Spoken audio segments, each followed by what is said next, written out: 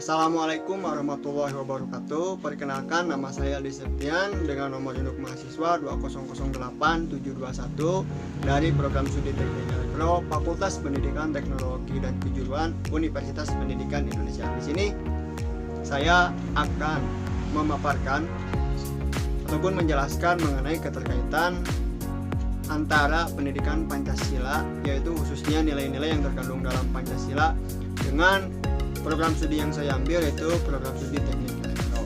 Sebagaimana kita ketahui bahwasanya Pancasila itu merupakan dasar negara yang menjadi pedoman dan sekaligus pandangan hidup bangsa dalam menjalankan kehidupan berwarga negara. Sehingga Pancasila ini tidak akan terlepas dengan kehidupan kita sehari-hari, termasuk juga dengan program studi Teknik Elektro sendiri. Adapun nilai-nilai yang bisa kita ambil dari setiap butir Pancasila dengan program studi Teknik Elektro ini diantaranya yang pertama, mulai dari sila pertama, yaitu ketuhanan yang Maha Esa. Nah, sila pertama ini merupakan sila mengenai nilai-nilai ketuhanan dan juga nilai-nilai agama. Sehingga nilai-nilai yang kita bisa ambil dan terapkan di sila pertama ini untuk program studi Teknik Elektro diantaranya yang pertama, selalu membiasakan diri untuk berdoa ketika akan melakukan suatu kegiatan ataupun aktivitas, baik itu kegiatan ketika studi maupun nanti sebagai seorang lulusan insinyur di masa yang akan datang, ketika akan turun ke lapangan, ketika akan kerja di lapangan, harus selalu membiasakan diri untuk berdoa, sehingga segala aktivitas dan kegiatan yang kita lakukan ini mendapatkan perlindungan dan juga keberkahan dari Tuhan Yang Maha Esa. Selain daripada itu, dengan kita menanamkan nilai-nilai Pancasila khususnya sila pertama ini, yaitu yang berhubungan dengan ketuhanan, kita akan merasa diawasi oleh Tuhan Yang Maha Esa.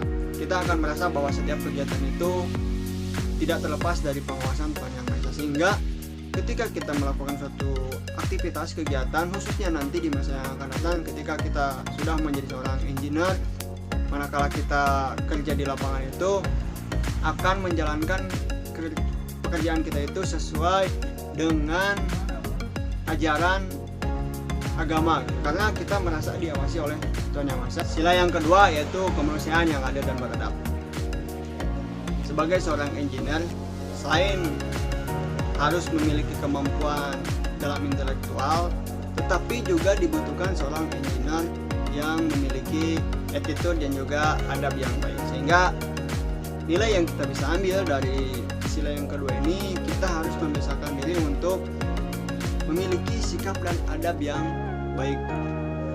baik dalam ketika kita menjalani masa perkuliahan maupun ketika nanti kita sudah terjun di bidang pekerjaan. Yang ketiga yaitu Persatuan Indonesia. Di Universitas Pendidikan Indonesia ini, khususnya di program studi Teknik Elektro, tidak hanya berfokus pada listrik tenaga saja, tetapi salah satu konsentrasi lainnya yaitu di bidang telekomunikasi. Nilai yang bisa kita terapkan ataupun cara yang bisa kita lakukan sebagai engineer khususnya di bidang telekomunikasi, salah satunya adalah dengan menciptakan alat komunikasi jarak jauh ataupun melakukan terobosan-terobosan baru agar komunikasi antara satu individu dengan individu lain yang berbeda pulau, yang berbeda provinsi bisa terjangkau dan terakses oleh seluruh masyarakat di Indonesia. Sebagaimana kita ketahui bahwasanya belum seluruh daerah di Indonesia merasakan jangkauan akses komunikasi yang baik, sehingga ini menjadi peluang kita dalam rangka mewujudkan persatuan Indonesia dengan menciptakan suatu alat komunikasi jarak jauh, sehingga rasa persatuan antara satu individu dan individu lainnya, khususnya setiap warga Indonesia itu semakin terjalin meskipun melalui telekomunikasi. Tetapi itu bisa menjadi suatu cara kita dalam mewujudkan nilai persatuan Indonesia. Selain daripada itu, untuk mewujudkan rasa persatuan Indonesia khususnya di ruang lingkup Teknik Elektro ini bisa dilakukan dengan kita memasuki himpunan-himpunan mahasiswa elektro, ataupun bahkan lebih luas lagi ruang lingkupnya itu dengan mengikuti ataupun masuk ke dalam forum komunikasi mahasiswa elektro Indonesia. sehingga rasa persatuan dan kesatuan antara mahasiswa teknik elektro di seluruh Indonesia ini dapat terjalin dengan kuat. Sila yang keempat yaitu kerakyatan yang dipimpin oleh kebijaksanaan dalam permusyawaratan perwakilan. Sebagaimana kita ketahui, salah satu peran seorang mahasiswa yaitu sebagai iron stock, di mana mahasiswa ini memiliki peranan dan fungsi sebagai generasi penerus yang akan menjadi seorang pemimpin di masa yang akan datang. Baik itu pemimpin daerah ataupun kita sebagai lulusan teknik elektro itu bisa menjadi seorang pemimpin perusahaan listrik. Nah, tentunya untuk menjadi seorang pemimpin itu kita harus bisa menerapkan nilai-nilai yang terkandung dalam Pancasila, khususnya sila yang keempat ini, di mana manakala kita menjadi seorang pemimpin itu harus menjalankan amanah kepemimpinan kita dengan penuh kebijaksanaan